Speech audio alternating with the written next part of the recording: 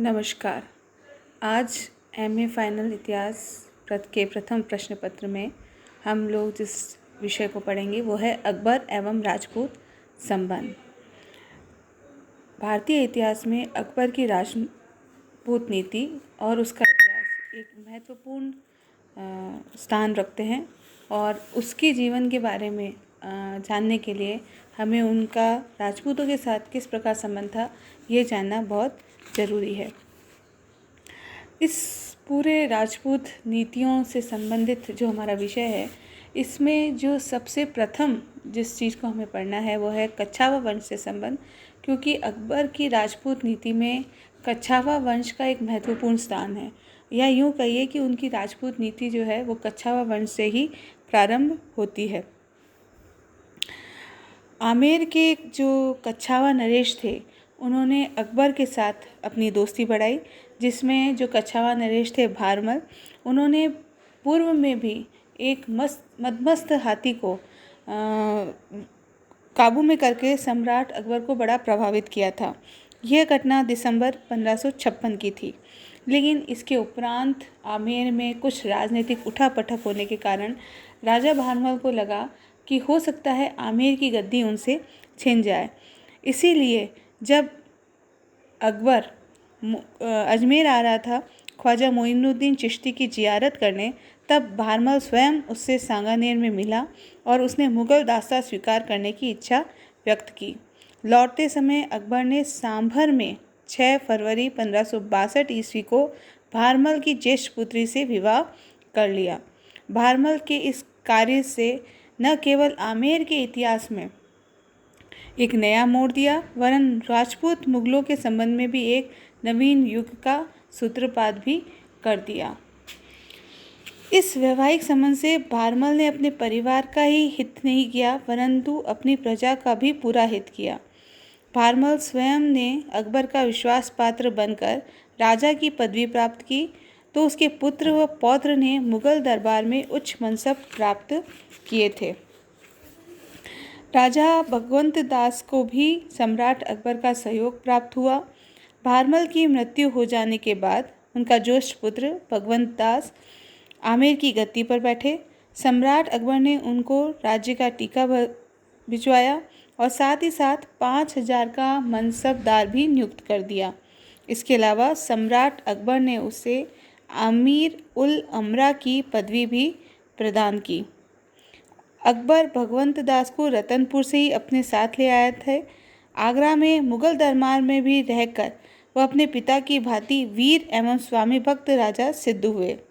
उन्होंने कई बार सम्राट के प्राण बचाकर अपनी स्वामी भक्ति का परिचय भी दिया था। अपने अनुभव से उन्होंने बहुत बार अकबर को विभिन्न युद्धों में सहायता प्रदान की थी। इसी क्रम में एक और नाम बहुत ही आवश्यक है, वो है मानसिंह का, जिसके बारे में हम अलग से विस्तृत विवरण पढ़ेंगे। अकबर और मानसिंह के जो संबंध थे वो बहुत ही दृढ़ थे और अकबर ने मानसिंह को अपने साथ अपने दरबार में वो ले गए और बहुत मनसबदार के रूप में न सिर्फ उनको बहुत ज़्यादा इज्जत पेश दी, इसके अलावा साथ ही साथ उन्होंने उनको बहुत ही सारी जागीर भी प्रदान की थी। मुग़ल राजपूत संबंध के जो प्रारंभिक चरण हम पढ़ रहे हैं, उसमें दूसरा जो इम्पोर्टेंट पड़ाव आता है वो है बीकानेर के संदर्भ में। बीकानेर में राव कल्याणमल ने अपनी अधिकारिता वापस स्थापित कर ली थी और जब उन्होंने बीकानेर पर अपना आधिपत्य स्थापित किया तो उन्होंने बाद में उस समय की परिस्थितियों को देखकर ये बेहतर समझा कि वे भी मुग़ल राज से या मुग़ल सम्राट से अपने मित्रता संबंध स्थापित कर लें, ताकि उनकी जो शक्ति है उस पर भरोसा करके वो अपने क्षेत्र को पुनः स्थापित कर पाएंगे। इसीलिए राव कल्याणमल द्वारा अकबर से दोस्ती की गई थी। राव कल्याणमल एक महान कूटनीतिज्ञ थे। उन्होंने अपनी शक्ति को बीकानेर के क्षेत्र में बहुत बढ़ा लिया था। जब अकबर ने कल्याणमल की बढ़ती सैनिक शक्ति को मुगल साम्राज्य के विस्तार में बाधक समझा, तो उन्होंने भटनेर के दुर्ग को कल्याणमल के भाता ठाकुर सिंह से छीन लिया। राव कल्याणमल अकबर की कूटनीति को समझ गया और राजस्थान की तत्कालीन राजनीतिक अवस्था की समीक्षा करते हुए उसने अकबर से मित्रता करना ही श्रेयस्कर समझा। अतः 1570 में जब सम्राट अकबर नागौर में अपना दरबार लगाए हुए थे, उस समय राव कल्याणमल नागौर पहुंचा और उसने अकबर की दास्ता स्वीकार कर ली। राव कल्याणमल का पुत्र राय सिंह भी अकबर के संपर्क में उसी प्रकार आ गया जिस प्रकार सांभर की मुलाकात में मान सिंह कच्छावा अपने पितामह भारमल के माध्यम से अकबर के संपर्क में आया था। राव कल्याणमल ने भी अकबर के साथ मैत्री संबंध स्थापित की नीति अपनाई, जैसे आमेर नरेश भारमल ने अपनाई थी। इस प्रकार राव कल्याणमल और अकबर के बीच में मित्रता स्थापित हो गई। 25 सितंबर 1574 में राव कल्याणमल का निधन हो गया और उसके बाद उनका पुत्र राय सिंह बीकानेर की गद्दी पर बैठा। बीकानेर के राठौर नरेशों में वही प्रथम नरेश था जिसने महाराजा अधिराज और महाराज की उपाधि धारण की थी। सम्राट अकबर आदमियों का एक अच्छा पारखी था, अतः अकबर ने राय सिंह को 1570 में ही अपने साथ आगरे ले गया और राव कल्याणमल को 2000 का मनसब, राव कल्याणमल की तरह ही उन्हें भी 2000 का मनसब प्रदान किया। राव राय सिंह एक वीर योद्धा थे और उन्होंने मुगल साम्राज्य की सुरक्षा और विस्तार के में वे बहुत ही उपयोगी सिद्ध हुए। वे भी मानसिंह की तरह एक प्रमुख सेनापति के रूप में मुगल साम्राज्य की सेवा करते रहे। राय सिंह की मुगल सेवा का काल विभाजन हम 3 भागों में देखते हैं। सबसे पहला काल जो है वो है 1570 से 1574 ईस्वी तक का। इसमें राय सिंह द्वारा मिर्जा बंधुओं का दमन किया गया। द्वितीय काल जो था वो था 1574 से 1605 ईस्वी तक।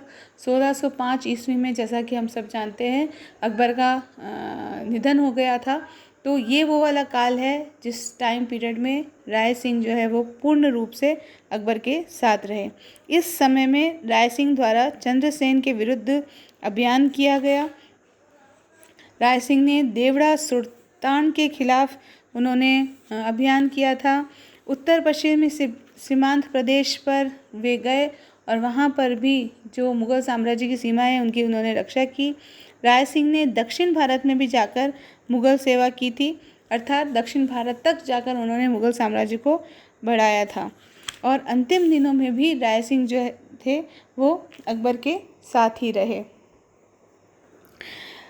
राय सिंह ने शहजादा सलीम के विद्रोह और मुग़ल दरबार की राजनीति में भी सक्रिय भाग लिया था और उन्होंने उस समय अकबर का साथ दिया जब सलीम ने अकबर के खिलाफ विद्रोह कर दिया था।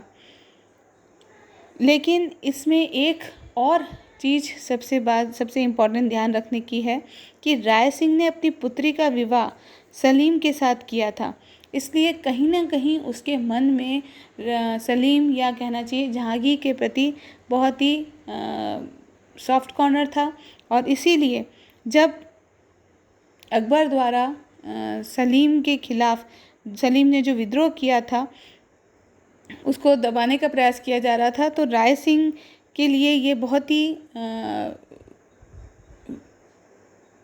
गुत्थी के रूप में एक प्रश्न सामने उभरा कि वो किसकी मदद करे या वह किस पक्ष के साथ रहे। राय सिंह की मुग़ल सेवा का तीसरा काल जो था वो 1605 से 1612 ईस्वी का है, जिसमें राय सिंह और सम्राट जहांगीर के संबंधों के बारे में हम देखते हैं।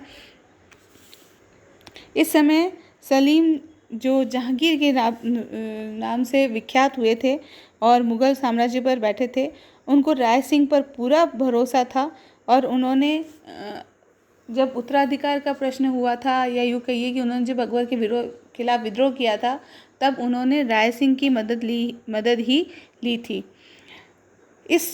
जब इन सब घटनाओं से हमें ये पता लगता है कि सलीम को राय सिंह पर पूरा भरोसा था और सम्राट बनने के उपरांत जहांगीर ने अपने राज्यारोहण की प्रथम वर्षगांठ पर राय सिंह को 5,000 का मनसब प्रदान कर सम्मानित किया था।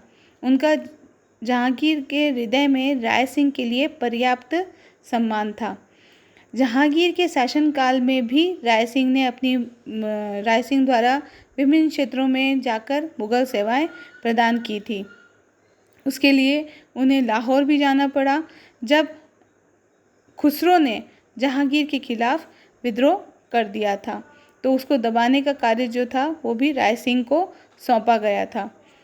साथ ही साथ राय सिंह को बाद में दक्षिण की सूबेदारी भी दी गई और वहीं पर उनका देहांत भी हो गया था। इस प्रकार हम कह सकते हैं कि राय सिंह जो है वो एक कुशल प्रशासक थे, एक निर्माता, साहित्य अनुरागी और उदार तथा दानी शासक के रूप में विख्यात रहे। उन्होंने बीकानेर का वर्चस्व जो है वो सारे क्षेत्र में फैलाया था। धन्यवाद।